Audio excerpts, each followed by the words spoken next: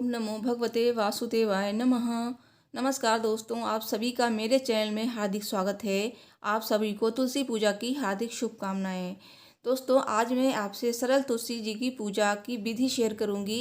इस तरह से आप अपने घर में तुलसी पूजा कर सकते हैं और कार्तिक मास में तुलसी पूजा करना बहुत ही ज़्यादा शुभ होता है। साथ ही सुख समृद्धि आती है और हमारे सौभाग्य में वृद्धि होती है। दोस्तों, ये पूजा आप कार्तिक मास की एकादशी से लेकर, जो देवउठनी एकादशी होती है ना, तब से लेकर कार्तिक पूर्णिमा तक कभी भी कर सकते हैं। तो कैसे करनी है पूजा? सबसे पहले आपको जहाँ पे पूजा करनी है चौक बना लीजिए। तो चौक को गेरू से बना सकते हैं। उसके बाद देखिए स्वास्तिक स्तर से बना लीजिए आटे से, क्योंकि चावल का बिल्कुल भी प्रयोग नहीं होता है देवउठनी एकादशी के दिन। तो आटे से बना लीजिए स्वास्तिक, या फिर आप रोली से भी बना सकते हैं। एक दीप प्रज्वलित कर लीजिए, धूप जला लीजिए और तुलसी माता का पौधा यहाँ पे रख लीजिए। तुलसी माता के पौधे को आप सजा सकते हैं। कैसे सजाना है, कैसे श्रृंगार करना है, इसकी वीडियो मेरे चैनल पर ऑलरेडी अपलोड है, तो आप देख सकते हैं। माता तुलसी को हम सबसे पहले जल अर्पित करेंगे, उसके बाद में हम फूल अर्पित करेंगे। और यहाँ पे देखिए जो हमारे शालिग्राम जी हैं ना, उनको मैंने गमले में रख दिया है, विराजमान कर दिया है। तो उनको मैंने पहले ही नहला दिया था। तो तुलसी माता की पूजा के साथ आज शालिग्राम जी की पूजा अवश्य करें, क्योंकि बहुत से लोग तुलसी माता का विवाह भी करवाते हैं। लेकिन अगर आप विवाह नहीं करवाते हैं तो आप इस तरह से बहुत ही सरल विधि से तुलसी माता की पूजा, भगवान शालिग्राम की पूजा कर सकते हैं। और अपने मंदिर में विष्णु जी की भी पूजा कर लीजिए। तो मैंने सबसे पहले विष्णु जी की पूजा करी, मतलब सबकी पूजा कर ली, गणेश भगवान की पूजा कर लिए। उसके बाद आप इस तरह से माता तुलसी की पूजा करेंगे। तो भगवान साईं राम जी को आप सबसे पहले नहला लीजिए, जनेऊ अर्पित कीजिए, चंदन फूल अर्पित कीजिए। उसके बाद हम माता तुलसी की पूजा करेंगे। तो माता तुलसी को जो चूड़ियाँ होती ना, पहना दीजिए। मेरे यहाँ पे छोटा पौधा है तो मैंने 5 चूड़ियाँ पहना दी हैं। उसके बाद जो सुहाग की सामग्री है वो आप अलग से भी अर्पित कर सकते हैं। और माता तुलसी के पत्तों में आप लगा सकते हैं सिंदूर और बिंदी लगा सकते हैं। फिर चुन्नी उड़ा दीजिए और इस तरह से आप माला पहना दीजिए। तो इस तरह से देखिए बहुत ही अच्छी लग रही है हमारी तुलसी माता। तो यहाँ पे अब हम माता तुलसी को, भगवान साईं राम जी को कलावा अर्पित कर देंगे। और अब हम माता तुलसी को सुहाग की सामग्री अर्पित करेंगे। तो दोस्तों, जो माता तुलसी का गमला है ना, उसके नीचे आप आसन भी इस तरह से रख सकते हैं। तो अभी हम यहाँ पे भोग प्रसाद अर्पित करेंगे। तो जो भी भोग प्रसाद आपने बनाया है, वैसे जो ज़रूरी होता है ना, वो होता है गन्ना, सिंघाड़ा और आंवला। साथ ही कोई मीठी चीज़ भी बना सकते हैं आप, जैसे मैंने यहाँ पे गुलगुले बनाए, पूड़ी बनाई है। तो फिलहाल मैं यहाँ पे इस तरह से पूजा करती हूँ। इस तरह से मैं एक थाली में भोग सजा लेती हूँ, 7 जगह या फिर 5 जगह। 2-2 पूड़ियाँ रख लीजिए, उसके ऊपर इस तरह से गुलगुले रख लीजिए। मतलब जो भी आपने प्रसाद बनाया है, इस तरह से एक थाली में सजा लीजिए सारी चीज़ों को। गन्ना रख लेंगे, गन्ने के छोटे छोटे आप टुकड़े कर सकते हैं। बतासा रख लीजिए, सिंघाड़ा रख लीजिए। और दोस्तों, एक बात और है, अगर आप ये पूजा एकादशी को कर रहे हैं, मैं आपसे बार बार बता रही हूँ, तो आप उस दिन खीर ना बनाएं। तो एकादशी के बाद आप ये पूजा कभी भी कर रहे हैं, यानी कि आप 5 दिनों में कभी भी ये पूजा कर सकते हैं, देवउठनी एकादशी से लेकर कार्तिक पूर्णिमा तक। तो उस बीच आप ये खीर बना लें। लेकिन एकादशी के दिन कर रहे हैं तो ये खीर ना बनाएं, क्योंकि एकादशी के दिन चावल बिल्कुल नहीं खाए जाते हैं, ना ही पूजा में चावल का यूज किया जाता है। तो इस तरह से देखिए मैंने सभी में भोग सजा लिया है। अब हम माता तुलसी से, भगवान साईं राम जी से भोग ग्रहण करने को कहेंगे।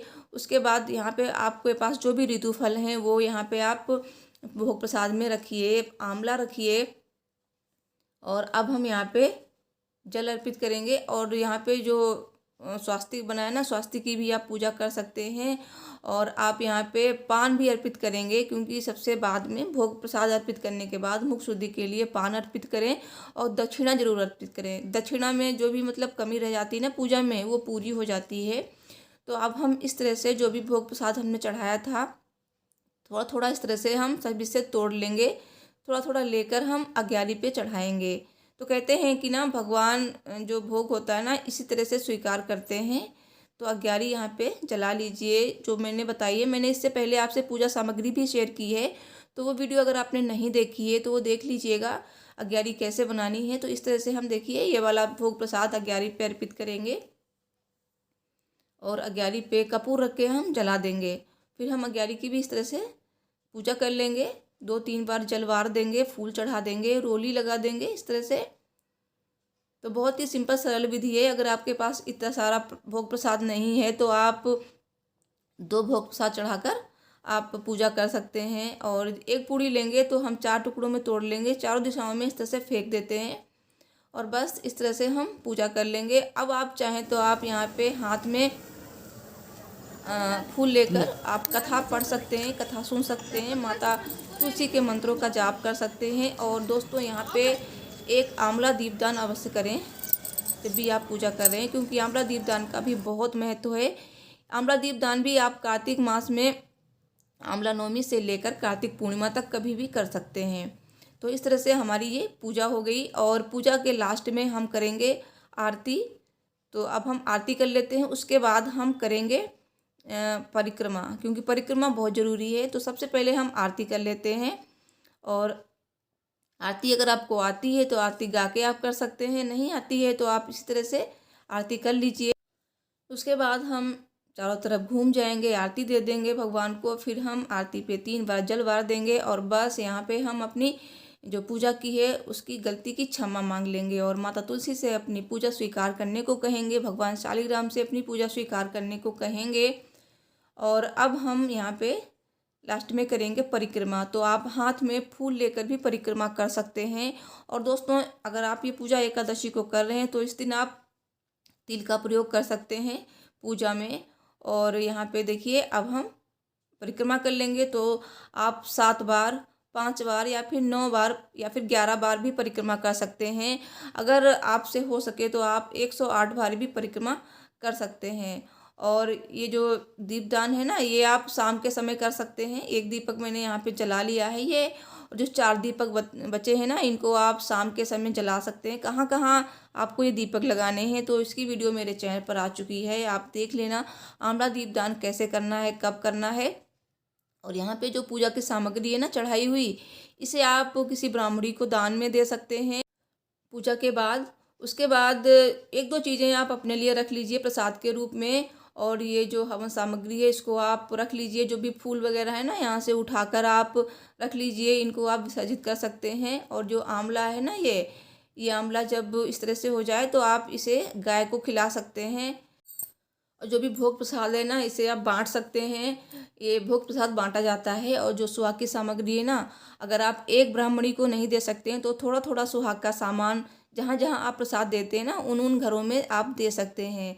दक्षिणा आप पंडित जी को दे दीजिए या फिर किसी ब्राह्मणी को दे दीजिए। और जो तुलसी माता चूड़ी पहने हैं और ये बिछिया, इनको आप अभी नहीं उतारेंगे, इनको हम पहने रहने देंगे कार्तिक पूर्णिमा तक।